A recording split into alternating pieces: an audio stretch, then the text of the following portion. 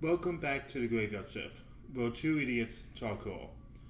I'm your host Graham, and today I'm joined by my special guest star, Ben. Hey, how's it going? So today we're actually going to be talking about a movie called Split.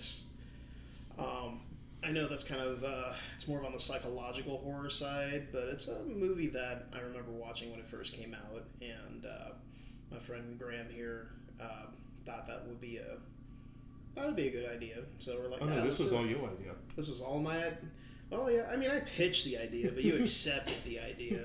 So I mean, pitching and accepting are Well, before we start, I do want to kind of give a disclaimer because this movie does talk about some heavy subjects. For one, it talks about doesn't show obviously, but it talks about child rape inside this movie, and it also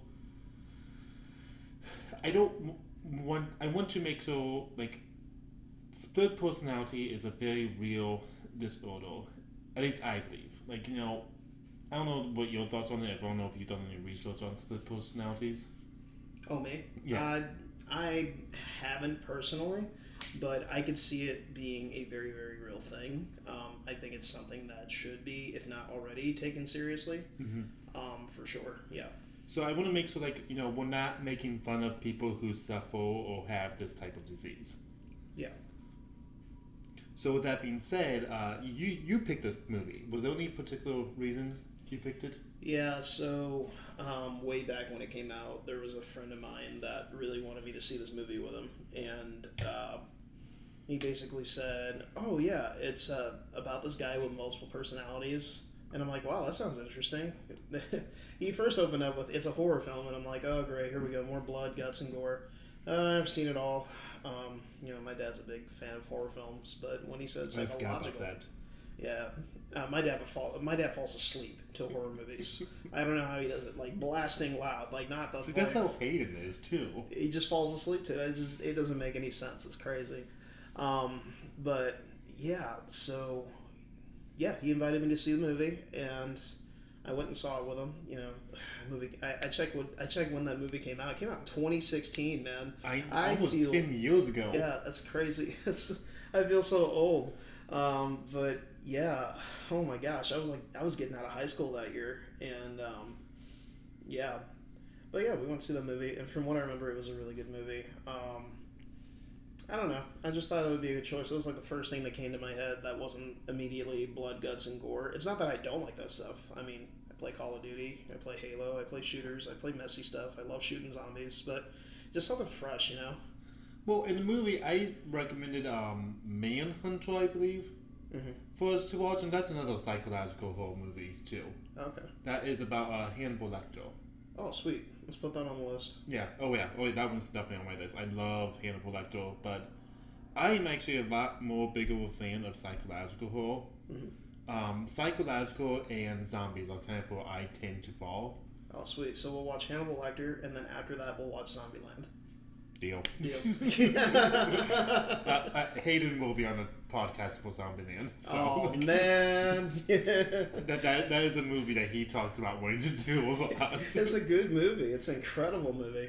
I like Zombieland 2. It's not as good, but Zombieland 2 is pretty good too. Zombieland 2 is still just as good. It just kind of, it almost feels kind of like this Doug Dynasty family thing going on. Like Doug Dynasty meets Fast and the Furious meets Quarantine, that 2008 movie. Oh. That's a wild movie. Yes. Have you ever seen the original Wreck? Wait, so there's a prequel to Quarantine? No. Quarantine is the American version of this movie. Okay. There's I don't know what country it's from, but there's another movie called Wreck. It's in a completely different language, but it's the original Quarantine movie. There's 4 or 5 of them. Oh, wow. Yeah. Wow. All taking place at different areas, of course. The But plot thickens. It just goes deeper and Yeah. deeper, man. It's the same thing with the Split movie. I didn't realize that Split was not an original movie. That's actually a sequel to a movie that came out in 2000. I can't think of the name of it. Unbreakable. Unbreakable. And then Split is also a prequel to the third movie, which is called Glass, I Yes. think, that came out in 2019. Yes. I have not seen either of those. Yeah, me neither. That needs to happen. Actually, it's funny. At the end of the movie, I was like, I need you to just sit down and watch these movies. I've always wanted to. Yeah. And you and I were talking before the movie, like, I have so many movies on my list I just want to either watch or rewatch. Mm-hmm. I'm like, I'm going to sit down and watch these movies in the next week. Absolutely. Yeah, I'm actually really curious. Like, after I saw Split, I mean, I kind of want to see the prequel now, but I really want to see the sequel. Just kind of what happens to, to Mr. What's his name? Eric? Kevin Crumb. Kevin Crumb. No. Yeah. Eric. Where'd that come from? I don't know. Eric Crumb. Eric Cookie. Well, I think his middle name. I didn't catch the middle name of his name. Wendell. Okay. Yeah, okay. Kevin Wendell Crumb. All right, so AWC. We dropped ahead. So this is really very much of a typical podcast. This is awesome. Mm-hmm. So the movie, I didn't realize the abduction of this movie took place like right at the beginning. Yeah. I kind of was like, maybe like goes up the characters up the build it up and all that. Yeah, but no, like it happens within like the first 5 minutes, and it never said what happened to the dad. Yeah, well, no, they said in the report he survived. Okay, and I missed it then. He put in the report of like, there's like 3 missing girls. Okay, I missed that then. Okay. Yeah. So the movie kind of starts off with this dad taking home his daughter and her friend, and then someone else at this place that was not really like a friend, but like acquaintance type thing. Yeah, it was kind of like it was one of those, the quiet kid in the room, always wearing a hoodie. Yeah. Shout out to y'all. I'm one of y'all. Trust me, I am. I am as nerdy as they can be. I get it. Oh yeah, we're both introverts so much, like Yeah, I trust me, I understand. But like, they want to clue her in, but she's really hard to talk to. She's really hard to kind of bring out of her, out of her shell. Which is interesting because we get snippets of her life, just awful life that she's had. Yeah, that side story about what happened to her as a child. I actually, I haven't watched this movie in 8 years until today, and that's the only part that really stuck out to my mind. Which is funny because that's the part I blocked from my mind. Ain't that something? And I mean, part of that's also just because of like, I take that stuff a lot more to heart working with kids. Yeah. And it's awful people who do that. Yeah. I was waiting for the uncle to honestly get killed or something. Like, jailed or like found out or something, man. Like, we'll talk about that when we actually talk about it, but I Sure. I said some comments during that scene. Yeah. If you remember. Yeah. But yeah, so he immediately abducts him. We don't know. The news people say what he did to the dad. Did he just spray him? He just knocked him out. Okay. Now I'm really curious. How did this happen in the middle of the day at a grocery store? Like, that's what I was curious about. Like, that's fail. I forgot how jarring that was because like all these other cars are around, and it's like nobody is noticing what's happening here. A grown man just beat up another grown man and got into his car and took off. Like, but like that also says something like something in psychology that we don't is like the bystander. Oh yeah, effect. Just not me. I got too much in my life. Yeah, and that's not to judge people like that because I mean I do that myself. Yeah, we all do. Just what the entire effect is about. Absolutely. So he gets into the car and just drives off. Yeah. And we later see the girls like waking up inside this room with a locked door and I guess like a bathroom almost. They didn't really show the room all that much. Yeah, it looked like it was definitely downstairs. It was definitely in some sort of basement. It was this big bricked room of some sort. Yeah. It was something. Cat hair on the desk. Yeah, that's the life. I've got 4 myself. Cause, also before I forget, this is Miranda's husband that is on the podcast. Miranda was on the podcast either last week or the week before, kind of depends on when this episode came out, but the previous episode, that was Miranda. Oh, wow. I didn't know she was doing that. What movie did you guys watch together? Subnautica. Subnautica. Okay. The game. Oh, you played Subnautica. Yeah, but we didn't play it. We just played and talked about. Okay. Yeah. Very cool. Very cool. We recorded that on Saturday when you were out of town. I see. Yeah. So yeah, the previous episode was Miranda, and now I'm with her husband, Ben. Hi. So I've got to say that. Anyway, so the guy comes in. We don't know his name yet, but we're kind of talking to Dennis at this point. Dennis is like the main personality to this movie. Yeah. So we're talking to Dennis, and he comes in and takes one of the girls. And Casey says, "Pee on yourself." Mm-hmm. No, I kind of like that was sticking in my mind. I'm like, what? It later makes sense why she said that once you kind of get into her backstory, but that was just a very interesting point. Yeah. To say. Yeah, that's that's honestly a really, really. I mean, I'm not a girl, but that's honestly a really smart move. And honestly, I don't know if you all were feeling the same thing, but I just kind of felt that level of ick for what is this man about to do to these girls? Like the whole throughout the whole movie, I'm like, what is about to happen? There's so many like the only thing worse than a jump scare is the suspense that that a jump scare might happen, or the suspense that something terrible might happen. Oh, exactly. Yeah. And there's a lot of games that really do excel at that. Yeah, absolutely. And honestly, I kind of prefer that. Jump scares are just kind of old. Yeah. But like the suspense, the fear of something happen is far scarier than any old. Yeah. I don't remember who said this, but I always remember someone saying, the build-up in horror games is the best part. Yes. Like, you have no idea what's going to happen. The calm before the storm, and there's a lot of games that do this. Amnesia, I don't know if you know that game series, but that game series does an amazing job at building up the monsters inside the games. Yeah. It's more like, tell but don't show type stuff. Right.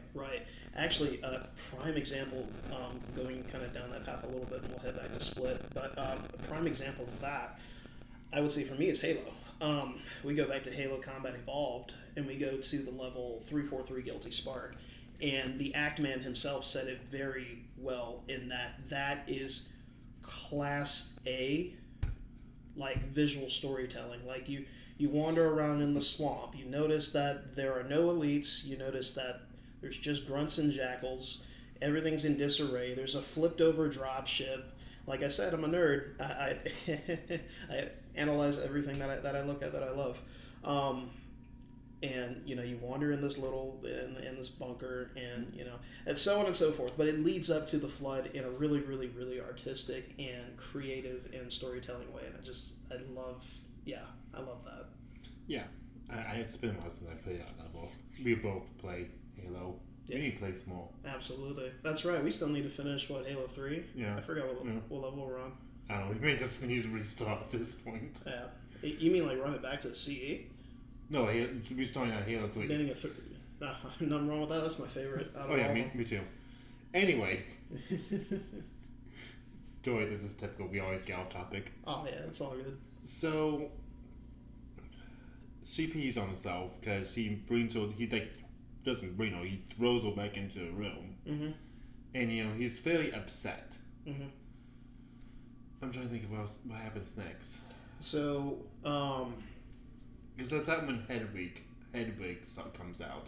Yeah, but that's not until Casey falls asleep. Yeah. And wakes up. So, after, she says, pee on yourself, she actually legitimately does, and for some reason the cameraman thought it would be valuable to actually show that she peed on herself, which I guess on a storytelling perspective that makes sense without actually, corny saying, "Did you pee on yourself?" Yeah, I did. He didn't molest me. Like, can you imagine? In all honesty, the camera angles inside this movie was really good. Absolutely. They really, yeah. I don't know much about cameras. I'm still very much learning about that field. I'm more in the sound, producer field, but yeah, absolutely. Camera work was phenomenal. Really put me in the world of it.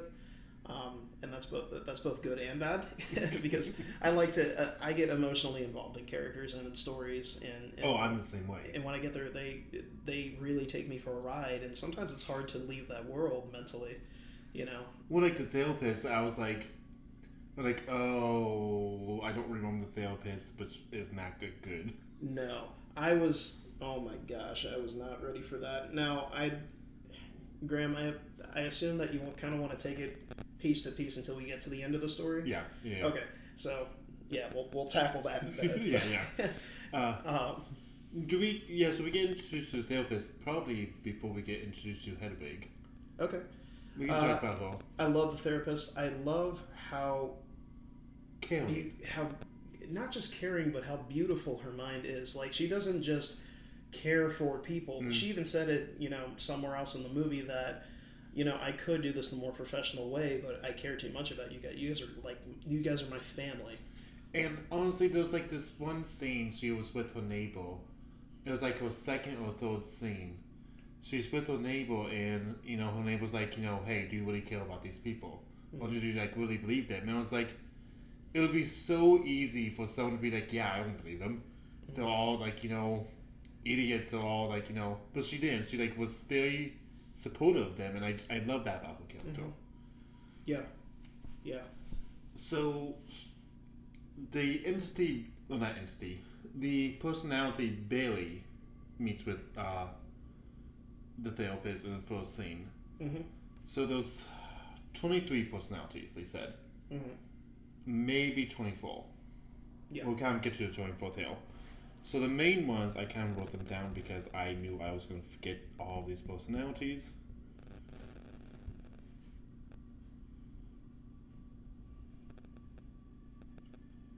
Okay. Huh. Oh, there is. Okay. I was about to say no. Well, I guess we're gonna go watch the movie again. Oops. So Dennis is the main personality. Yeah. Bailey, Hedwig, Mrs. Patricia. Patricia. Yeah. And then we're going to talk about the other main one later on. Sure. I don't want to mention it yet. Yeah. So that one was something else. So Bailey is like this autistic type character or personality. Yeah, he's what is he? Fashion designer. Yeah, fashion designer. Something like that. Yeah, just very fidgety. Very OCD, but like all of the like stereotypical personality traits of what a male fashion designer would kind of come off as. Actually, kind of reminds me of. I'm gonna run you back to the early 2000s. Sweet Life of Zack and Cody. Oh, that's such a good show. There's a character named Patrick, and he just had this like, he showed up a little bit later in the show. He showed up probably in what, season 2. Y'all can correct me if you want. Actually, I want to be corrected because I'm not really too sure when he showed up. But he just kind of showed up. But yeah, he very very flamboyant, very just fiery, very that's kind of Barry. I don't remember Patrick. Oh yeah, he exists. I promise you. No, I believe you. So the way I took it is that Barry wasn't OCD. It was Dennis who was OCD. I thought that's what they were alluding at.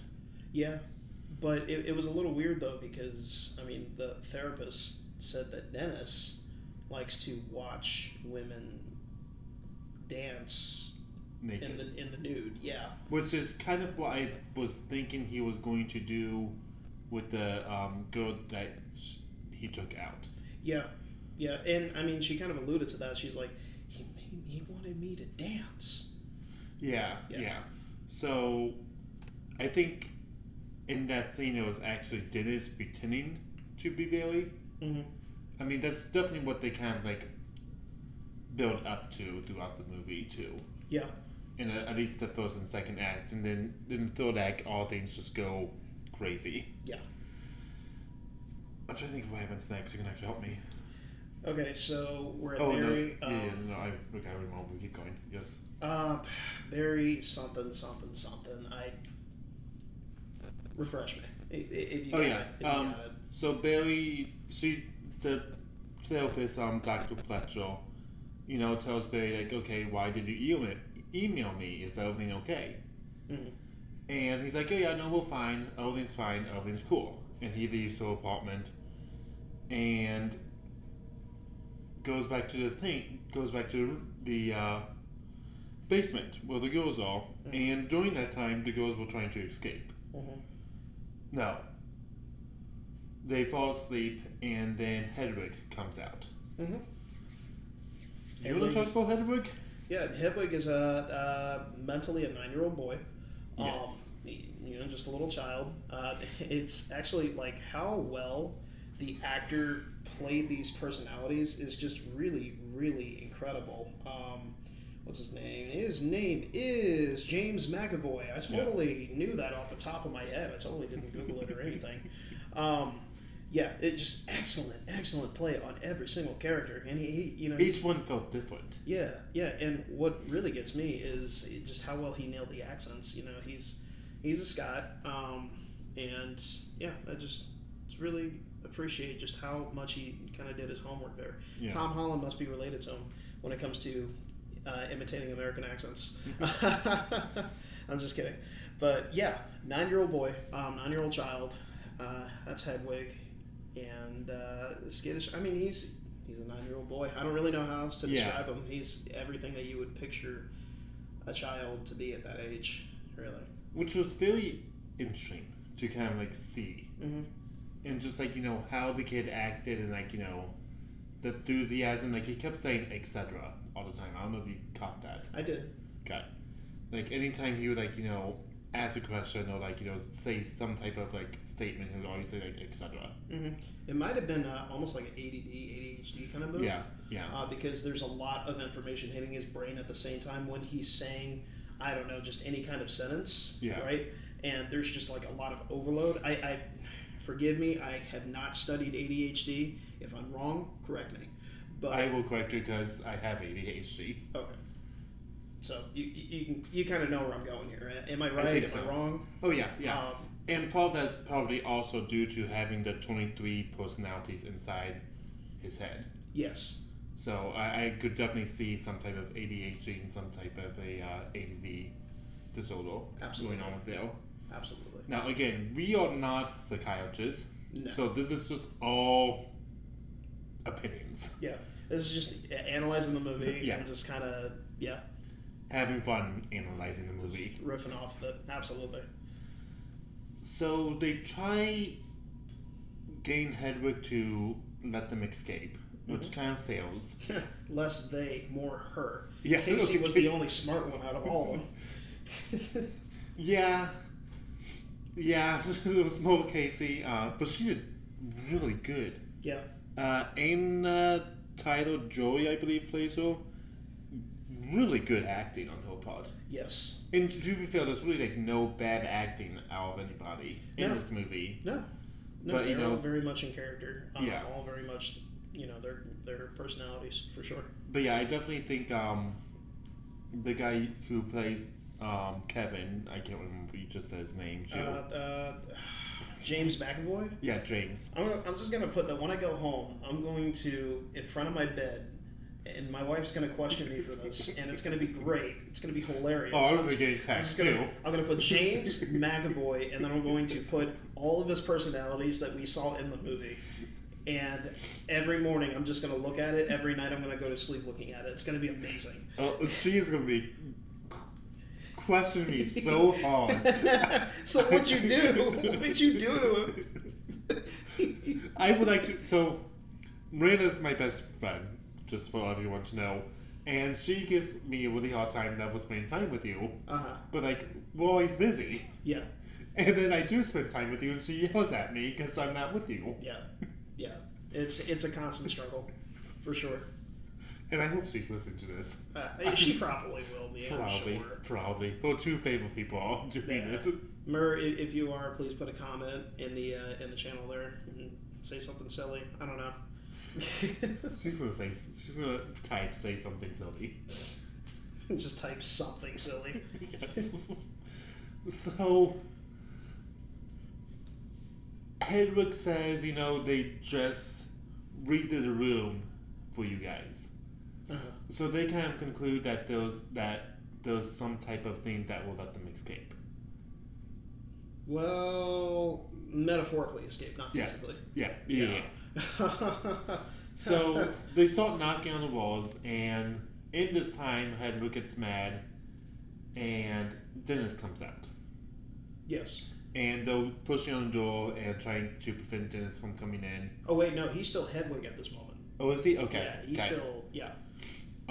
So they find like some type of like vent cover inside on the ceiling. They were able to kind of read in between the lines of what he was saying of like I did up this place. Or I can't remember exactly what he said, but I like fixed up this place. Yeah. And of course only Casey, being the 300 IQ girl she is, it's just like, yeah, okay, I got it. Like, if we're ever playing Escape Room, I'm taking Casey with me. For sure. Like she definitely was the smaller of the three, and I'm gonna come back to something I noticed later on. Sure. Inside the movie. So one of the girls climbs up and starts going through the fence. And I don't know about you, but this was very intense for me. Oh, it was the whole time? Yeah. Oh yeah, the moment she drops down into like that, hallway with all the pipes and stuff. You thought he was going to find her right there? Well, no, it was very tense from like that moment onward. I was like kind of like tensing up almost. Mm-hmm. I don't know why. It also kind of reminded me of Tornado 3. What scene?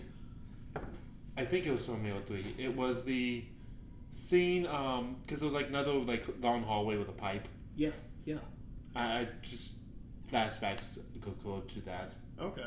She would honestly pass off as a teenage version of Catherine Brewster for sure. Yeah, she actually would have. She really would. Like, they do, now that you mention it, they do look really similar. Yeah, just my mind was like, oh, Tornado 3. It's like, okay, that's a real thing to parallel to. Yeah. But that's the mind of an ADHD person. Dude, I do all these. I might actually have it myself. I've never gotten actually like officially professionally diagnosed, but I have displayed traits of it, but I'm not sure if I am or not. Yeah, so if you just see me visiting here with my hands, mm-hmm. that's kind of why, because I like to visit. Oh, yeah, no, totally cool. Excuse me. So, she hides in a locker, which I was questioning, because I was like, that's smart, but at the same time, I would just keep running. Yeah. The rule... There's some rules to horror movies. Yes. Rule number 1, don't be black. I've already lost. I've already lost the game, because I'm dying first. Rule number 2, do not trap yourself. No. But, like, I think if she kept walking, she would have just trapped herself anyway. Yeah. I mean... Because we see the end of the hallway later on in the movie. Yeah. And, I mean, Casey was kind of trying to tell him, dude, you guys want to escape, but number 1, he's very much stronger than us. We have no chance. Like, all it takes is one punch and you're out. Number 2, like, and it's something I was saying the whole time, is like, you don't know the architecture of the building. Yeah, you have no idea how to get around. You don't know which doors are locked. Yeah. Like, so what are you supposed to do? The only thing to do is sit there and think and just kind of... Just let it play out. Let it play out, and when you get your moment, take it. Yeah. So he catches her and locks her inside a closet somewhere. And then the weird thing was he asked her to take off her shirt. Mm-hmm. Which he does later on, too, with some of the other characters. Well, with all 3 of the characters. Yeah. This made me uncomfortable. Oh, it very much so. So, like I said, the suspense of what is going to happen to these girls. Yeah. I mean, what is he going to do? He's fully capable to do just about anything he wants here, and that is very scary. Yeah. But, I was trying to figure out, I'm like, okay, so Dennis is very much OCD, and he said, your sweater's dirty, take it off. Your shirt is dirty, take it off. Your fill in the blank is dirty, take it off. Yeah. So was it more because he's OCD, or was it more because he It's like what the therapist said, where he likes to watch women dance in the nude. It was a little bit of both. Probably. And like he's using the, hey, that's dirty, take it off. As an excuse. Yeah. Yeah. That's kind of what my mind was, because we were kind of both going the same way. I think my mind was kind of leaning towards that type of direction. Mm-hmm. So he goes back to the room, and I think, he tells the other girl to take basically all of her clothes off. Yeah. And because I even made a comment, I was like, oh, I didn't realize she wasn't, like... wearing anything. Yeah, she was, like, in a crop top and underwear. Yeah, I was about to say, let's not... for anybody who hasn't seen this movie, no, there's no nudity. Yeah. Not, like, stark nudity, but, yeah, there was, yeah. So, then we meet Patricia, finally. Well, we kind of met her in, like, an earlier scene, but it was, like, a very small scene. It was... it was honestly a great scene, because I actually forgot about that scene, where here comes this lady downstairs, right? Or what we think is a lady. Yeah. And it was great, because from the neck down, you would think that it's a lady. Yeah, because that's all we see for like the first few minutes, too. Yeah, and like I think they did some audio editing for that moment, because I mean we're looking through Casey's eyes. This is Casey's movie. It really is. Oh yeah. Pretty much the whole time we were looking through Casey's eyes. Because once the other two girls get taken away, we don't really see them until the end. Exactly. And I even made a comment about that one time. Yeah. At one point. So Casey hears a lady. Casey hears the tone of a lady, which at first sounds like a lady. Like legitimately, like I thought that there was a woman downstairs. Mm. And then, here comes Kevin through the door in a dress, and then we see his face, and we're as horrified as the girls are. And instead of hearing a lady's voice, you hear more like a Mrs. Doubtfire, like a man that sounds real close, is talking in falsetto and talking all the way up here and talking very flighty and fluttery. And you think, but now it's obvious it's a man that sounds like a lady. So I just thought that was a really interesting audio trick. I thought that was really cool. Yes. No, it's definitely a very good scene, but I just kind of forgot to mention it because we were already past it. Sure. But more on Patricia. Let's go to the next scene there that you were going to go on. So she takes she feeds the girls and she's like, hey, let me go make you some more sandwiches. And she almost seems like mothery at first. Mm-hmm. Like she actually cares about the girls and wants to take care of them once she sees them survive. Well, that's the personality of Patricia. Yeah. Until they kind of piss her off and she gets mad at them. Well, let's open that up a little bit more. Yeah. I think it's pretty justified to return fire when you, I don't know, get a chair slammed on you John Cena style and then jet out the door. I understand you're scared and trying to escape and everything, but again, Casey with her 300 IQ, don't do it, you're gonna lose. This is still a man, this is still a very strong man, this is stupid, don't do it. Bash on...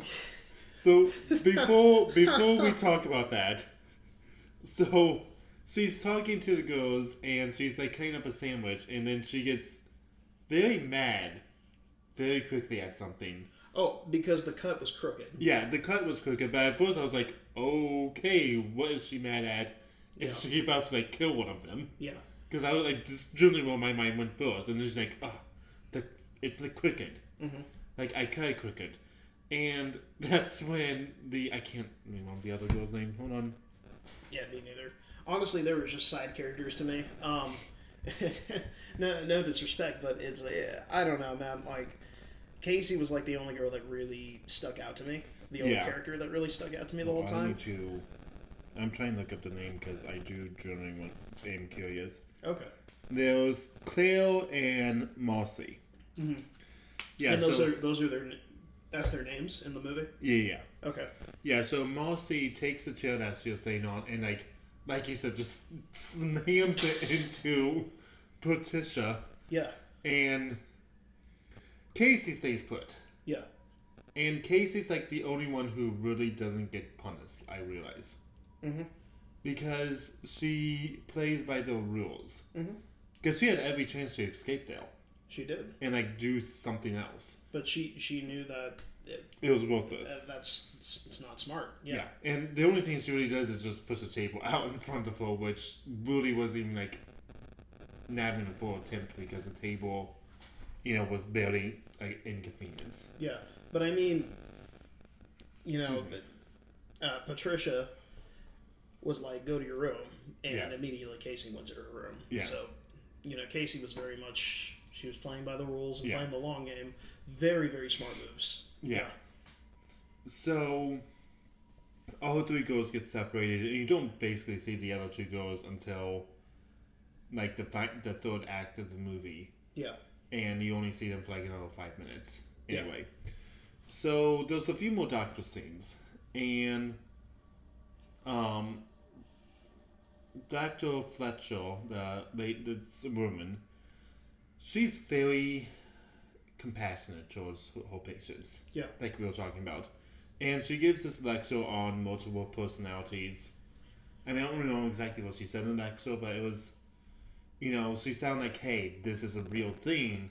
This is the thing that actually happens. We need to, like, help these people. Yeah. I actually thought it was really cool. And this is why I say that she's a visionary. She's very passionate about this field. When she thinks about her patients, she doesn't shudder. She doesn't, clamor in fear. She smiles. Yeah. Because she's making a discovery that it's possible that, maybe we're about to bypass something really, really huge in human life. And that is, maybe everything is relative. Maybe pain is relative. Maybe allergies are relative, because she mentioned that there was another patient that one personality was like allergic to something, and those are two bee stings. Yeah, and then the other one was not, because the patient's brain told them different. Not to be allergic. Yeah, which is insane. And then she was also talking about another case where someone was blind for 10 years, but the other two personalities just restored her vision somehow. Yeah. So I mean, there's definitely these different cases that she brings up, and she's smiling. She's like, this is cool. Mm-hmm. And she's starting to connect the dots a little bit more with Kevin. Mm-hmm. That's the actual real guy's name is Kevin. That's the actual man that was, born onto the planet. Yeah. And we kind of learned that maybe something happened in his childhood that may have brought up these personalities. And we learned that, Dennis was a personality that got shoved down. Mm-hmm. Now, at this point in time, we kind of know Dennis is taking the wheel. Mm-hmm. She's still connecting the dots, but we're kind of okay, we know this isn't Barry, this is Dennis talking. Yeah. I don't know if you had that thought inside your... I think she was trying to... I think at that moment she was trying to get Dennis to come out. Yeah. Yeah. Right? And she was really trying to get Kevin overall to be vulnerable, I think. For sure. I don't know about that, because she kind of mentioned, I can say his full name and get you to stop and get Kevin to come out. Yeah. But that will just confuse and hurt everyone else. Yeah. So I'm not going to do that. Yeah. But, when I say vulnerable, I mean, open. Gotcha. Okay. I mean, I remember that once she started making a breakthrough, she had to pull back her tears because, from that, it shows me she's been working with Kevin for a long time. Yeah. And really, really been trying to get him to talk and trying to really trying to get to that lower part of his mind to really help him overcome this. Yes. And when she finally broke through that, and she was in tears. She was so happy. Because, Dennis, you can tell there was a tone shift in that scene. Yeah. When Dennis finally opened up to her and was like, hey, I'm Dennis. Yes. I'm not Barry. You could see, just the complete tone shift on Kevin's face. Yeah. And I think that was really cool just to kind of see, this, because Barry, is a happy type guy, and Dennis is a more of a serious type guy. Yeah. And yeah, she okay, hi, pleasure to meet you. She wasn't scared. Mm-hmm. she knew Dennis could be amazing, and she knew Dennis could be this amazing person, and she wanted to help him. Yes. She really wanted to help him up until the last minute. Up until the last minute? What do you mean? Of her life. Yeah. Like, I generally get, like, that feeling from her, like, even after everything that he did, she understands that he's sick. Yeah. He's ill. Yeah. And villainizing him is not really the smartest move. No. Now, that's not excusing the third act, as we will discuss here in the future. That's not excusing his actions, but at the same time, yeah. It makes sense. It connects the dots for us. Absolutely. So we get back to the girls, and there's a really uncomfortable scene that happens. Hedwig is sleeping in the bed with Casey. Now, that was a very uncomfortable and provocative scene. And honestly... Ben, why are you laughing at this? You're weird. Let me explain. Why are you laughing at this? All I could think of was... It actually took me out of the movie for a minute, because all I could think of was, man, this must have been really, really weird filming this. Like... Yeah, I can see that. Between James McAvoy and... Anna Taylor-Joy. Anna Taylor-Joy? Joy. Anna Taylor-Joy. Yes. Yeah, this must have been really weird between those two, because it's just so... Because she was like, what, maybe like in her 20s in the movie, and he's at least in his 30s. Okay, so she's 29 as of right now. So, and this movie was 8 years ago. So 9 years ago. 9 years, so she was 20. Yeah. 20 years old. Yeah. And James McAvoy is now in his 40s, like late 40s. So there's like a 10-year... About a 10-year gap. Yeah. I mean, they're both adults, but it's still like this. That must have been that must have been so weird, man. And I couldn't stop thinking about that. And maybe that's because my brain was not willing to accept that this was actually happening in the movie. So it's like, that's really funny, because in reality that would never happen. Unfortunately, though, it does happen. Yeah. It's just my brain was not ready to accept something like that. It is just way too dark. Which is weird, right? Like, I can handle blasting zombies all night in a zombies game and like guts and gore and all that stuff, but I can't handle something like that. Is very interesting. Like, you and I are the very much same way in that. Like, I would rather have that type of reality than some of the stuff that happens in our world nowadays. Yeah. Like, for sure. So he starts talking about his radio and window inside his room. And Casey's like, oh, can I see it? Mm-hmm. And he's like, well, I don't know. I'll think about kind of type feeling. And he kind of like... 9-year-old boy. Yeah. And so he kind of like runs off, and... I'm trying to think what happens right after that. I remember that scene. I remember the whole thing. Okay. And I actually wanted to add one more thing about Casey waking up to, waking up to Kevin sleeping, like spooning her. Oh, man. I was going to say it, and then it just dropped out of my head. What was it? No! I'll probably remember it later. It just left. Yeah. Right when I was going to say it, it gone. I hate when that happens. I hate when that happens, man. So, well, I don't know. Maybe talking about that scene will kind of help jog it back. So, I mean, moving on with that scene. So, we're talking to... Oh, that's what I was going to say. If you think of it in the fact that Thomas McAvoy, if you think of it that Kevin is right now at that moment, he is... Kid's name? Hedwig? Yeah. He's just a child. Yeah. He's not thinking of any of the weird stuff. No. He's just a child. But after that, he asked if he can kiss her. Oh, jeez, I completely forgot about that. And that scene is wild. And, that scene was crazy because it was not anything that we were expecting at all. No, and I blocked that out of my memory. Huh? I completely blocked that out. I think I had to look away at that because just is so It made me grainy. It uncomfortable. was so, why is this happening? Like, I So, was just glancing down through the tip of my glasses. so he actually didn't kiss her at all. He kissed her in the exact way that you would expect a 9-year-old to kiss somebody. Yeah, Like, yeah. like a nervous 9-year-old boy to kiss somebody. Like, no puckered lips, none of that. Just like the slobbery, like, he didn't lick or anything like that. He just kind of just like awkwardly put his face on her face, on her cheek. Not even like her lips or anything, just like on her cheek.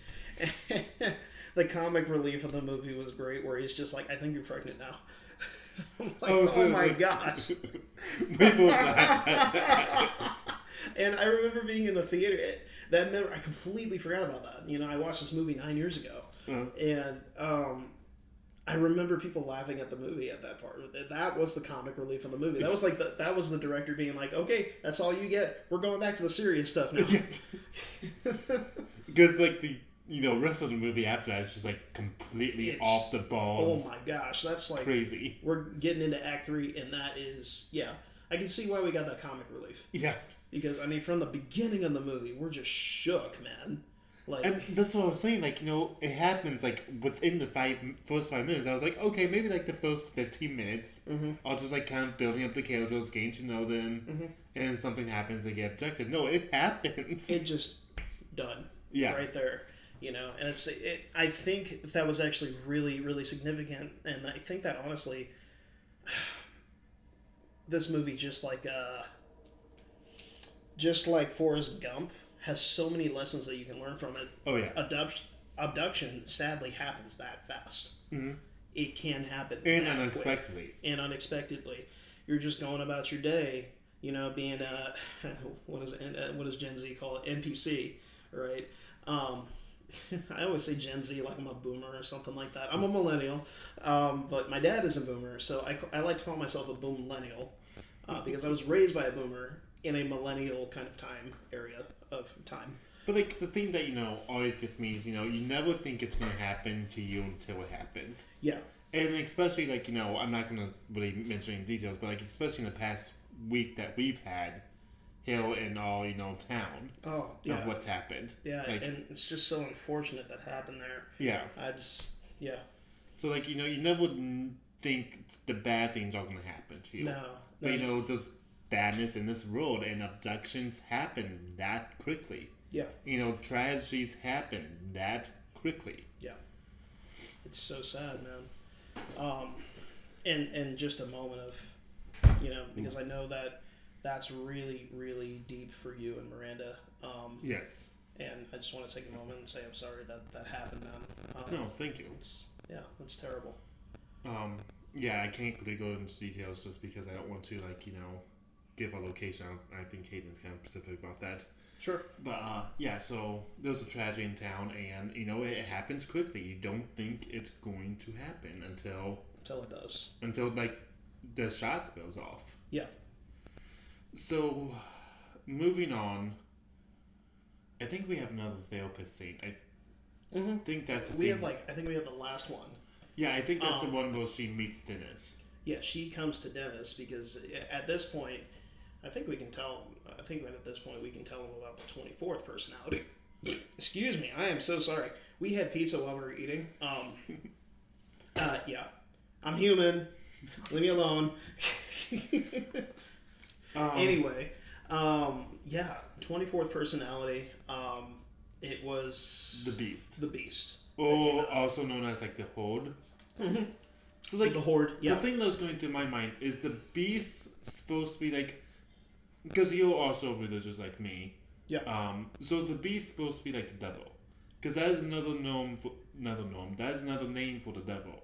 Is the Beast? What are your thoughts? I don't think so because of two reasons, right? So at the end of the movie, you see Kevin in the mirror. You see his personalities arguing with themselves, right, and talking with themselves and everything.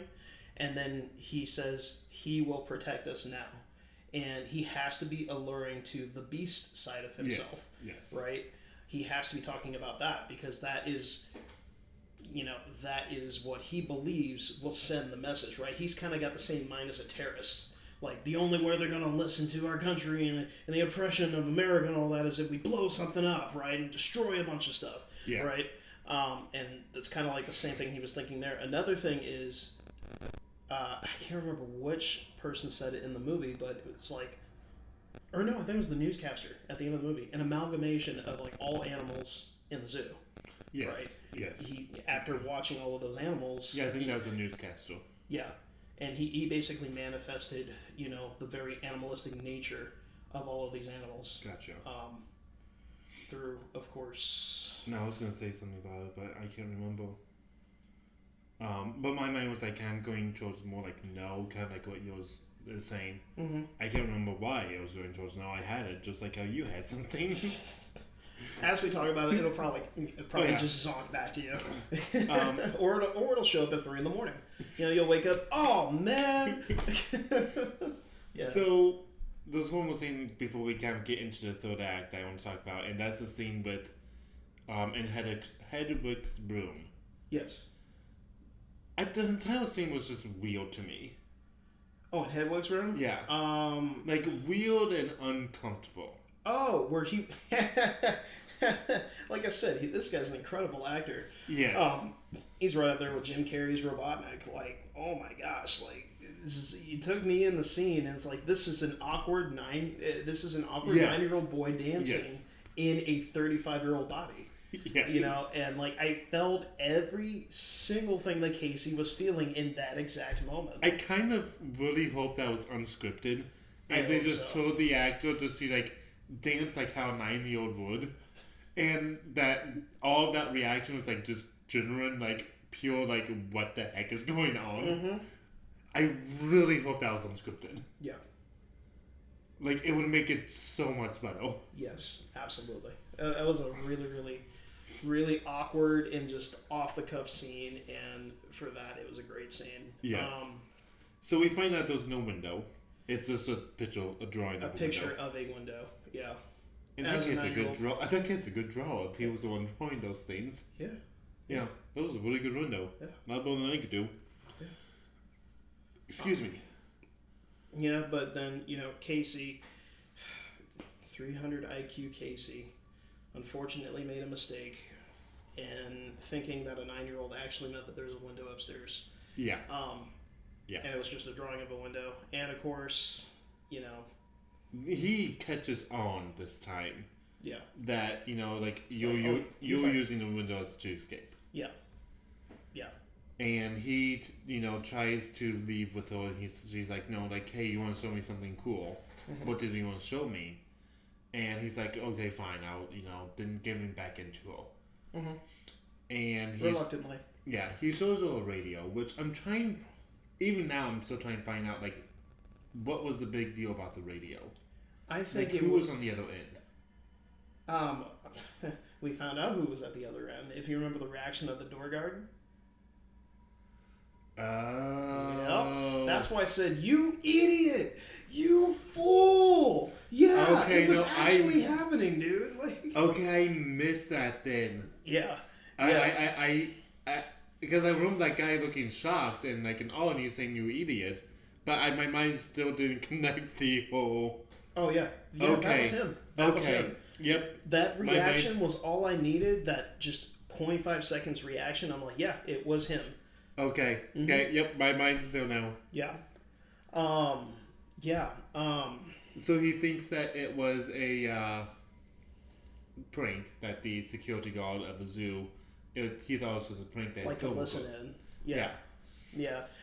And the fact that it is in Hedwig's room tells me that, yeah, I mean, I don't think it's just for surveillance. I think he genuinely was like a 9-year-old boy that just, you know, likes to cause mischief and likes to, you know. Yeah. And I mean, he took it, quote, in quotes, took it from his other personality, Dennis. Which it was probably Barry's, because I think Barry's the personality that works at the zoo. Yeah. As we later learned that, you know, he did actually work there. Yeah. And so it was probably Barry's, and then Dennis probably took it from Barry, and then Hedwig took it from Dennis. Yeah. That was, like, confusing. Very. Very. That's why, like, as we continue to talk about this movie, I'm like, man, it's hard to keep track with these names, dude. I had to write them down. And honestly, the only reason I remember Hedwig so much is it because it reminds me if I can't think of his name, I'm going to get hated, especially by Kaylee. The guy from Harry Potter. Oh. That's okay. I've only, and I'm gonna get hate for this. I get blasted for a lot of things because I'm a very very based individual. But I've only seen the first Harry Potter movie, and I've only read the first book. Okay. I'm located in. Yeah. Good luck finding out where I'm at. Is that out? Hagrid. It reminds me of Hagrid. Oh, Hagrid. Yeah. Now remind me, who is Hagrid again? He's like the caretaker almost of the grounds. Okay. It's been a hot minute since I've seen Harry Potter. Same, dude. High school. College. Mm-hmm. Since I've seen the entire series, I've watched like snippets every now and then. But anyway, that's as soon as I heard that name, I was like, Harry Potter. That sounds like something from Harry Potter. I can't think of the name, but like. It's there. It's there, I promise. So, the final act of this movie. Yeah. Now, Dr. Fletcher gets in 20 emails. That's what it seemed like. 20 emails saying, we need you. I thought that was an interesting detail because I thought she's getting an email from all of his personalities. Oh. I noticed that there was besides Hedwig, Dennis, and Patricia. Yeah. Okay, that like she has to be getting an email from all of his personalities because they're all from the same guy and they all say we need you. Yeah. Which would make sense. That does make sense. Mm-hmm. Okay, my mind did not connect those dots. Apparently, my mind did not connect the dots on this movie as much as I assumed. It's all good. I really need to rewatch that ending scene now. Yeah, that was putting it all together was pretty wild. So she goes. Now this is where my mind was kind of questioning things at the end of the movie. Where does he live? Is it a house on the zoo? That's a good question. I thought you were about to say, like, where does he live in terms of, like, the state, in, like, states of America. I'm like, any town USA, dude. Like, I don't know about that. That could be Pennsylvania. But, like, that could be... But, like, did Dr. Fletcher go up to the zoo and, like, just go in there? Like, I'm trying to figure out... Well... Because there was a gate. I mean, there is a gate, but, I mean, there are some zoos that you can just walk through.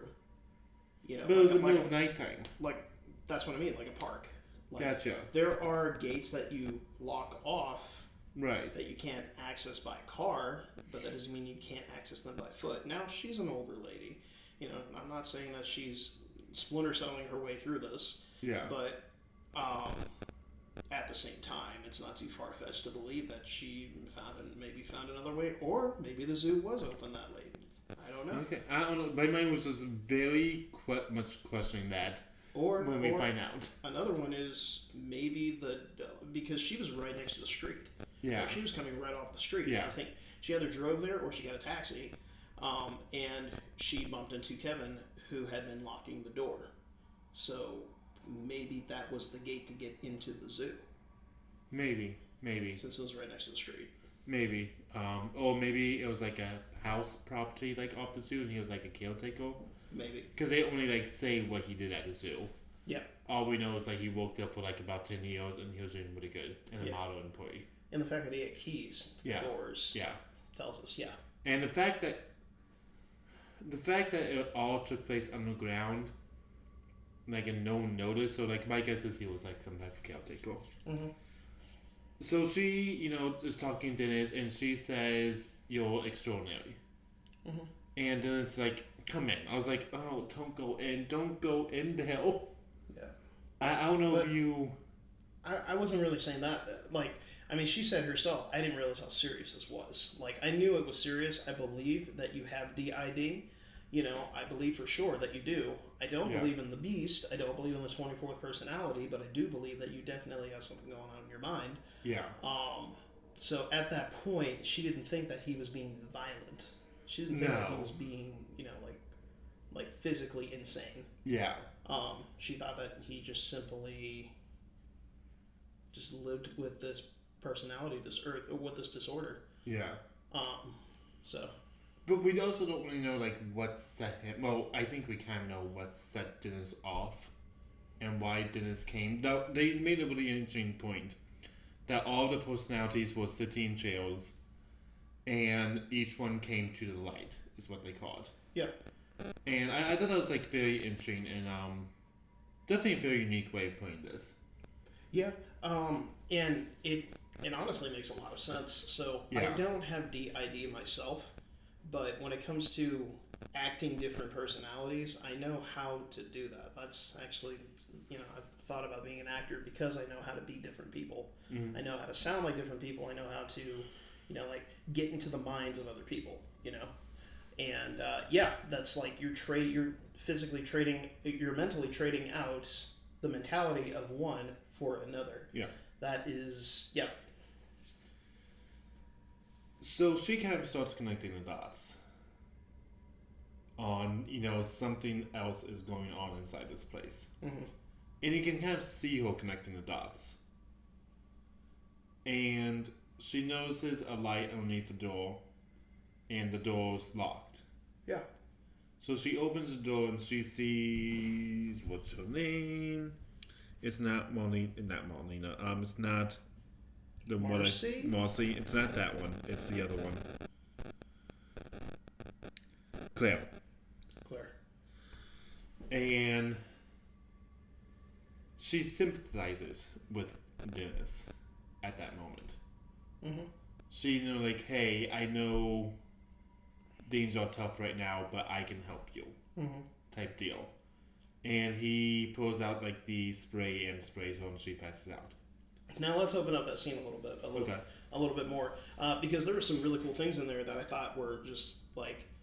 So Casey's got a 300 IQ. Well, this lady also has a 300 IQ. I don't know if you noticed, but she knew that something was up. She knew that something was off. And she, she said, hey, I'm going to go use the, like on her way out, she's like, hey, may I go use the restroom? He's like, oh yeah, down the hall to the left.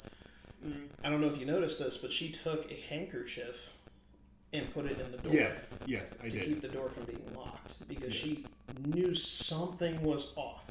And if it was what she thought it was, and, going back to, connecting the dots with the personality of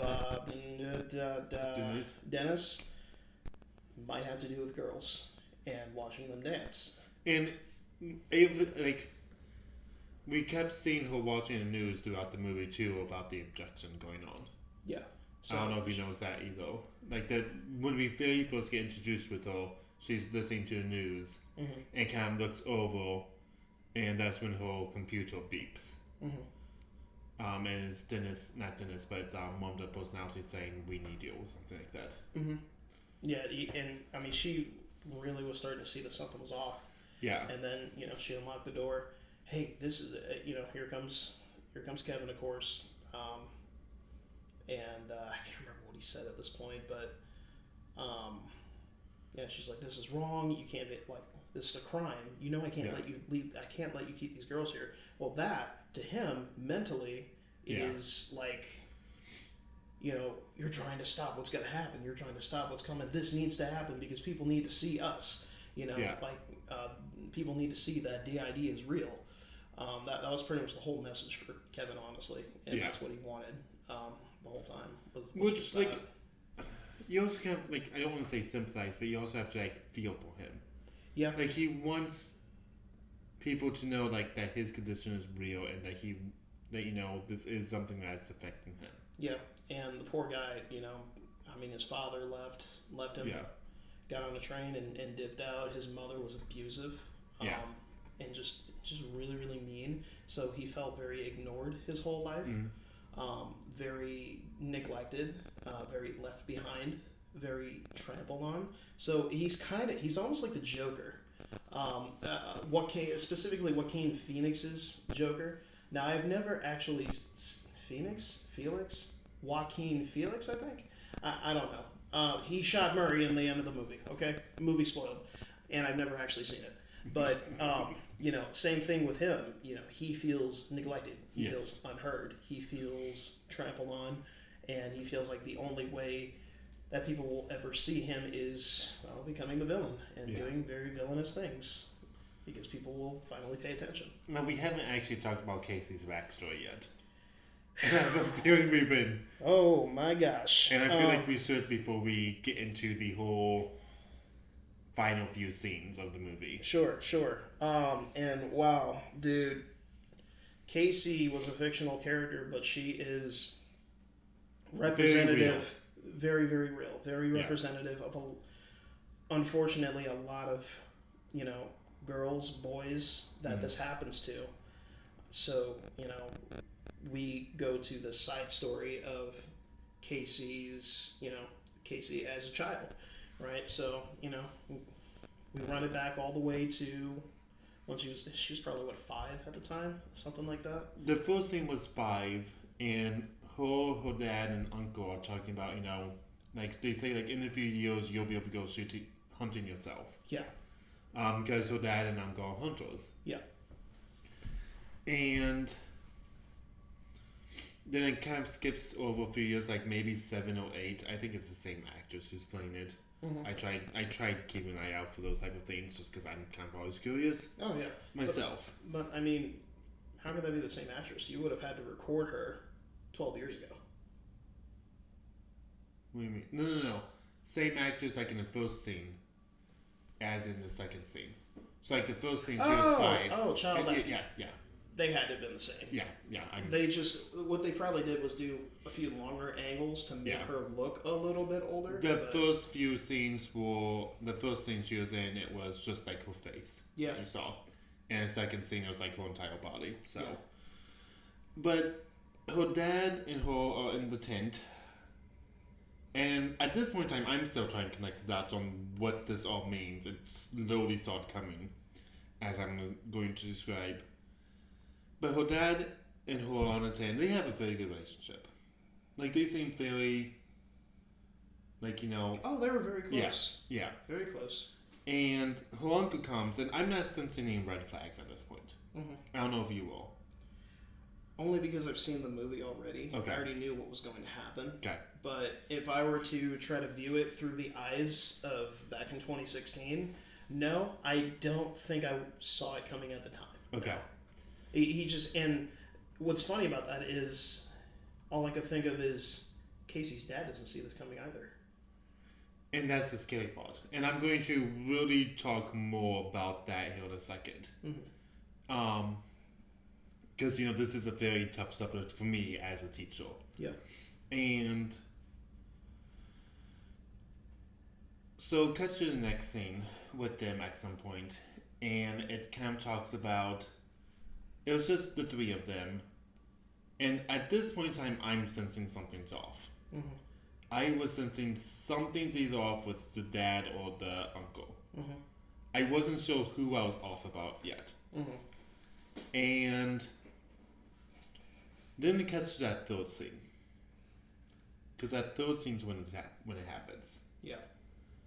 And the scary fact about this type of stuff is, I can't remember what percentage, but it's like a very high percentage, like, above 60, I think. Mm-hmm. Like 60% of the time, it's someone the child knows. Yeah. And the entire time, my mind was screaming, you were supposed to protect her. You were supposed to be the uncle. You were supposed to be the adult. And... You mean you're supposed to be the dad? No, the uncle, I mean. The uncle, I was thinking the entire time during that scene... Protect her from what, himself? Just protect her. Keep her safe. Don't cause any harm to her. That's what I mean. And it cuts to him, he's in his underwear, and he's like, hey, let's pretend to be animals, take your clothes off. And of course, Casey being innocent Yeah. has no idea what that meant. Yeah. And I just, dude, that's just hard. Like, it is awful. Absolutely awful. And I think this movie does it in a good light, if that makes sense. And definitely, doesn't, I don't know, necessarily bring attention to it, but it respects it in a certain way. Yeah. Of course, I've never had this happen to me, and I'm guessing you've never happened to you. But, yeah. I don't know what your thoughts on this are. I was waiting for him to get his groin blasted off by that shotgun. And I don't know if you do remember the comment I made. Because in the fourth scene with them, I was like, oh, the dad's gonna kill him, right? Like, that's where this is going. The dad's gonna kill him. And then it's Casey holding a shotgun, like this little 7, I have hiccups, 7, 8-year-old holding a shotgun. I was like, oh, she's gonna kill him. She's gonna blast this man, and he well deserves it. Yeah, but unfortunately, she can't do it because he used the "we're family" card. He used the, and of course, Casey being a child doesn't know how to defend herself. Yeah. So she can't do it. And then we find out that she still lives with him, present day. Because she has to. That's her guardian. guardian because her dad passed away from a heart attack. My thing is, why didn't Casey tell her dad what happened? Because he probably told her, keep it a secret. It's a secret from your dad. That's honestly 90% of the time what happens. Now, in my daycare, we tell the kids, if someone tells you to keep a secret, tell someone. Those happy surprises is what we call them. Like, a happy surprise would be a Mother's Day gift for your mom. Yeah. It would be, maybe a surprise for a teacher, like, a surprise birthday party or something like that. There's happy surprises, but there's no secrets. For sure. There's no good secrets. Yeah. So that's kind of how we handle it at the daycare, which I like, how we do that. Yeah, it's a good move. Yeah. So, going on to the third act, and we are getting really late here, so we're going to try wrapping this up within the next 10 minutes. Sure. So, going on to the third act, we finally meet the Beast. Yeah. Kevin's 24 personality. Yeah. Pretty much the magnum opus of what was going to happen this whole movie. Yeah. Yeah. And he can climb walls. That was creepy. Well, yeah, because in his mind, he's a beast. Yeah. In his mind, he's an animal. Yeah. He's not a human anymore. So, I was... From, a movie standpoint, I was like, how did they shoot that? How did they shoot Spider-Man? Actually, I don't know that question either.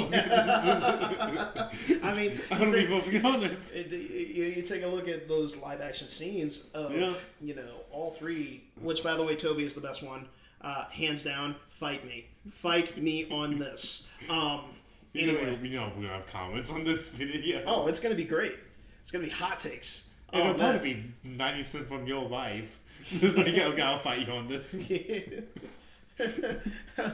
But anyway, it's movie magic, man. It's...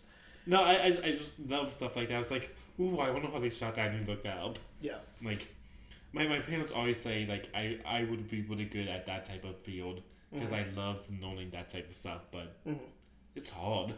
It's very hard. It's, going just off the cuff for just a moment, just a second.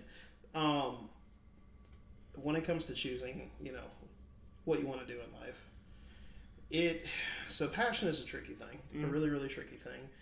I like to refer to it and think of it as it's an article I read a while ago, but as your crap sandwich. Then depending on who's listening to this, you can fill in that word if you want. But I like to think of it as the crap sandwich. There's a lot of things that you can do in life, a lot of things that you can get good at, but in those fields, there will be a million things that you hate about it. Oh yeah. is it worth the crap sandwich? You know, is it worth those things? Do you love it that much? If you do, then you should probably go in that field. No, see, as a teacher, we have some really crappy days. Mm-hmm. And the thing is, like, I always find, even when they're making me pull out my hair, they can make me laugh. Mm-hmm. And, that's like what you said, my crap sandwich. Yeah, yeah. So, yeah. No, I definitely agree with that. Yeah, absolutely. And you all, are you going to me telling people what you do? Sure. Yeah, so you are a musician right now. Yes. So always, yes. not just right now. Well, yeah. But, like, you are a musician and you work at a church. Yes. So, that's cool. Like, that is your field, and I'm sure you have bad days, too. Oh my gosh. I can't hear you louder. I can't hear you over the Easter and Christmas. I love my job. I really, really do. But man, oh my gosh, the stress it's a lot. Oh, yeah. But I always come back from it, Because the good times are worth the bad times. Yeah. I feel like I'm an FNAF. I always come back. So we meet the Beast, and I'll let you talk about Dr. Fletcher. Dr. Fletcher and what happens to Fletcher. Yeah. And what happens to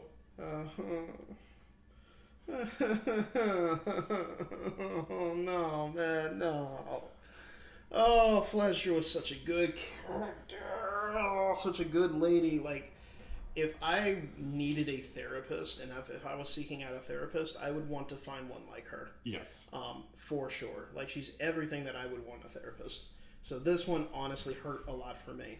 But yeah, so he chloroforms her. She wakes up. She realizes that she's probably not going to make it out of this. Let's be honest here. Yeah. She realizes that this dude's serious. He's about to kill. Like, he is very, very serious. Yeah. And I'm probably not going to make it out of here. I think at this point in time, she was believing that the Beast was real. Yeah. And so she sets it up so Casey, whoever makes it out, gets out, will be able to find the note to how to calm him down, how to get past him. Writes it down. Here comes the Beast. Here comes Kevin. Yeah. He thanks the doctor. The Beast version of Kevin. He thanks the doctor for helping them. Thank you for helping us. All 23 of us, all 24 of us. And decides to be like, where my hug at? And gives her a big old hug. Well, he also kind of says, like, you're not needed now. Like, you're not needed, yeah. Something like along those lines, if I remember correctly. Yeah, so he picks her up, squeezes her, and squeezes her, and squeezes her more. And the movie they just had to. I mean, it's one of those, if you didn't, it wouldn't be a great movie, but because you did, I'm very appalled. Because I really liked that character, and that hurt a lot. It was like watching Captain Keyes die in Halo 1. Hurt a lot. But yeah, squeezes her, and then you hear the bones crack. And, and she lets out gas, and then just it's like, goes... she's dead. She's gone. Yeah. She ain't going to make it out of that. She tried I don't know if you noticed this, but she tried picking up a kitchen knife and stabbing him. Yeah. And it broke. But because... And it sucks because she kind of allured to this earlier in the movie. Because the personalities are so strong, you can believe that you're not allergic anymore, right? So if you believe that you're a beast, if you believe that you're an animal, then something like getting stabbed or shot, you're not even going to feel it. Yeah. Which is exactly what happens later on in the third act. Yeah. So Casey finds like a nail or something and uses it to escape. Yeah. And she finds her other two friends dead. Like, these were like the smallest of side characters. Like, what, maybe 15 minutes of screen time?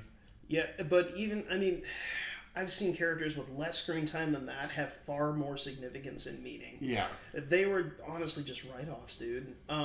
They were just to up the body count. Man, they were just crowd control. They were just NPCs, I kind of wish they had more of a I kind of wish they would use more. Yeah, for something other than Yeah, I don't know. It was just not sad to see them go because like I didn't have any feeling towards them, but it was sad to see them go that quickly. What really hit me the most. So, we're all humans. We're eventually going to bite the bullet. Yeah. Eventually, we're going to leave Earth, and not to go to Mars, to go to, well, what I believe either heaven or hell. But anyway, we're eventually going to bite the dust, and watching them get killed by being eaten alive by another human. Oh yeah. I'm not good with being consumed. I would rather drown than be burned alive or eaten alive. I don't know about that, but no. I'd rather it be. I would rather if it's going to be sudden, it happen, but I don't want it to happen. Well, yeah, but I mean, if we're, if you had to pick, if it's like there's no escaping this. Once you leave this room, you're going to die, but you get to choose how you get to die. Yeah. Yeah. If I get to choose, then I'm going to choose the most painless option possible. Or I'm going to choose something that doesn't involve being consumed. Right. Yeah, so they get killed, and Casey runs to the office area and finds the doctor's body, and she sees a note say Kevin. What, Wendy? Kevin. This says Kevin Crumb. Kevin something Crumb. Yeah. So she says his full name, and he snaps out of it. Mm-hmm. Kevin Wendell Crumb. Wendell. Okay. I knew it was W something. Yeah. And he says, "Kill me." Yeah. Because he realizes what he has done, and in that moment, of course the front man personality, I keep forgetting his name. Dennis is basically you can see it on his face of I realize what I've done. There's a shotgun, in that cover there, and then there's shells over in the locker. Load the shotgun, just kill me. Yeah. Well, it wasn't Dennis who said that. It was Kevin who said that. The actual. Oh, the actual legitimate. Yeah, Kevin. the actual legitimate Kevin said that. Oh wow. Because then Dennis takes over and said. Or Dennis or Patricia, one of them take over and say, he doesn't know what he's talking about. He gets very emotional. Mm-hmm. And, he starts turning back into the beast, and Casey sprints out of there to go get the shells and end this man. Yeah.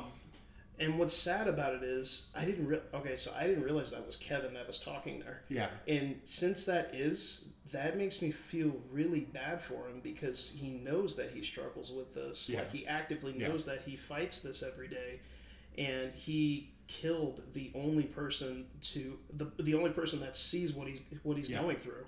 Yeah. And the fact that he can't live with that grief. Yeah. And so his other personalities are, of course, saying, no, he doesn't know what he's talking about. They're locking him away. You can't get to Kevin now. He's literally trapping himself from being free. And also, I don't know if you picked up on this, but they also said, last time I remember it was September 18th, 2014, and I was on a bus. That's the last time I remember. Mm-hmm. That's Kevin saying that. Mm-hmm. So he's been trapped. I'm guessing this takes place in 2016. Mm-hmm. So I'm guessing he's been trapped almost two years. Yeah. Yeah. So it's just also another really sad. It's just really sad when you realize that. Yeah. That he's trapped inside himself. Yeah. It's a very sad case. So she starts trying to kill him, and he comes at her, and he bites her leg. He does something. I don't know if he claws or bites. He bites. Okay. Because he's a beast. He's going to consume. Yeah. Right. So she's gunning it through the boiler room or whatever, this long hallway. She's starting to load the shells. She's got to run while loading, and loading a shotgun while running just kind of sucks. And not even running, limping. She was limping because she bit his he bit her leg, right? And she get ready to load that shotgun and then open up on him, and then he understands what's about to happen, so he gets out of there. Well, she shoots him 2 times, and that's when he looks at her and sees all of her scars all over her body. Yeah. Presumably made from the uncle. Here's the thing. I think it's a little bit darker than that. Because you have to think about how much of she was forced to grow up very, very fast. And again, this is something that unfortunately a lot of people go through. But I think she cut herself. Okay. And, yeah, that could also be. You know, like, because I mean, I took it as from scars from the uncle, like would be something her. Yeah, but I mean, she was a little 8-year-old girl, and he's this big brolic dude. Yeah. Doesn't take much. No. Yeah, I think that was honestly, and I know people that have cut themselves, and I know quite a few people that have, and they look just like those cuts. Gotcha. Okay. And she probably cuts herself under because she's smart enough to know if you cut the wrist, people are gonna know. Yeah. Yeah.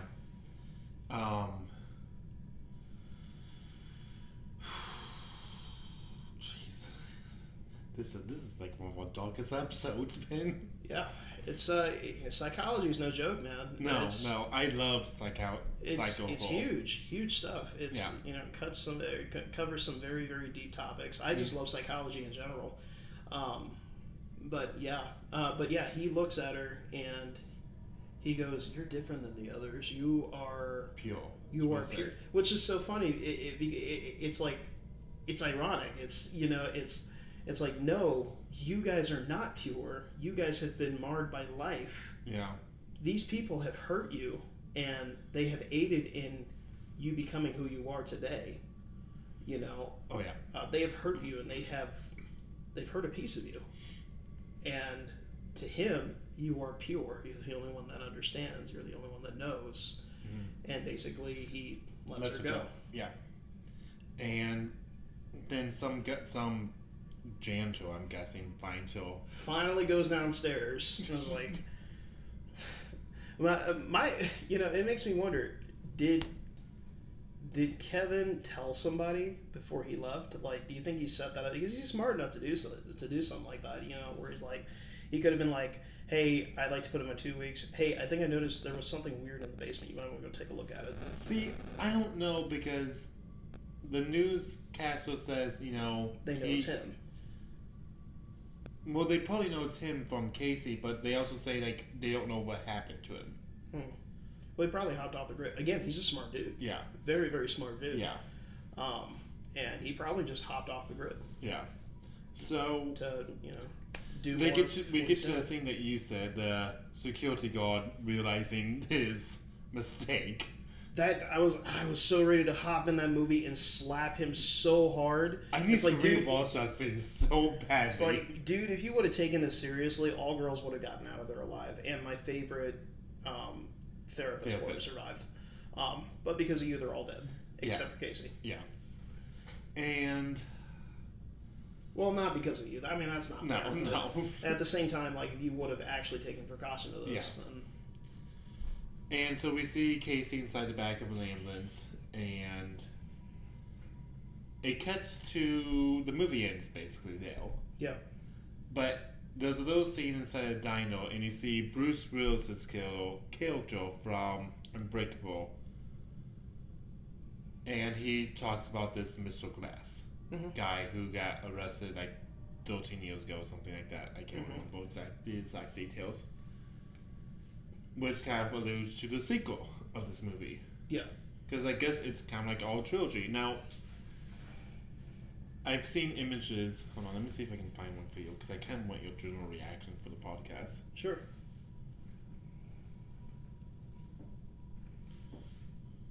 While he's looking that up there, I do want to cover just like the last part of Casey. So she's on the back of a cop car, and cop comes up to her and says, "Hey, your guardian's here. It's time to go." And at that part, I'm like, okay, so maybe she did get free of her uncle, and then the movie confirmed, nope, her guardian is her uncle, because the cop basically said, "Your uncle's here. Casey, are you ready to go?" And Casey just stares at her with tears, and the cop just kind of, I think that alert that, oh yeah, the cop knows something's up. Yeah. Something's wrong. Yeah. Like, why are you not ready to go back to your uncle, go back to safety after all that's happened to you? Alright, so these are the unbreakable split covers. So you can see the glass, the breaking lines connecting. Yeah. I don't know, I just thought that was really cool. Really cool detail on the movie covers. That is a really cool detail. Why do you think that's glass? Do you think that's a mirror and it just kind of shatters into like the different personalities, you know? See, I always thought like unbreakable, like I don't know. I guess my theory was glass is just because of the movie. Yeah. And the character they hint at in this movie. The glass. You know? But there has to be poetic reason behind that. I mean, why would you just say that? There you know, that just doesn't seem like something you would just put there. When you watch the other two movies, this is what I mean. Yeah, and then it'll probably click. It's just like, okay, I get it now. Yeah. Yeah. It's the only thing else you really want to talk about, like... That pretty much is the whole movie. Yeah. Which this podcast is about as long as the movie, which is crazy. That's insane. That is insane. But no, I think that pretty much covers it. Split is such an amazing movie. I'm not crazy about horror movies. I don't like that the bad guy wins. I am quite a Lydian soul, I guess is how I'll put it. And in musical terms, Lydian is the sharpened fourth scale degree. Again, big nerd guy, especially in music. But that's the sharpened fourth scale degree, and if you listen to that scale, it's very whimsical. It's very, overly happy. I don't know. I like watching the good guy win. That's why I love action movies and stuff like that, because I know who's going to win. I watch the movie for the experience. I watch to see how it's going to happen. See, I'm the opposite. I'm so tired of the good guys winning all the time. So you want the bad guy to win. Like, sometimes it's okay, the bad guy. That's why I like Infinity War, because the bad guy wins. The bad guy, that was dark, man. Watching Thanos whoop everybody. I remember when that movie came out, too. Oh my gosh. People were like, no, they're going to come back in the second movie, just believe us. Yeah, that was the only thing that held me together for that movie was, okay, so Endgame is coming a year from now. It's all we have to do is wait. I'm not okay with living with that. I just am not. And I was thinking the opposite. I was like, no, they're dead. Now the only villain that I'm okay seeing on screen actually getting a lot of victories is Heath Ledger's Joker. Okay, I'll give you that one. Specifically, I'll give you that one. Joker. See, he's so charismatically ambiguous that he had me rooting for him at times in the movie. I'm like, you can't do this. I'm here for the Batman. I'm not here for you. Why are you so good? I need to get you on the Batman podcast episode that Hayden and I do. Okay. Because there was a Batman loose horror movie, but it's called on Halloween. If it has Halloween in the name, I think it should be just automatically a horror movie. Sure. That's just my opinion. Sure. Yeah, you need to be on that podcast. Okay. I'll have to watch it. Yeah. Oh yeah. Hayden needs to watch it too. Yeah. Alright, but yeah, so I don't think there's anything else. This is the Graveyard Shift. We're two idiots talk horror. Good night, everyone. Thank you, Ben. Thank you for having me. Yeah. This was a lot of fun. Oh yeah, we'll do this again. He'll be on more, just like Miranda. Cool. Alright, good night, everyone.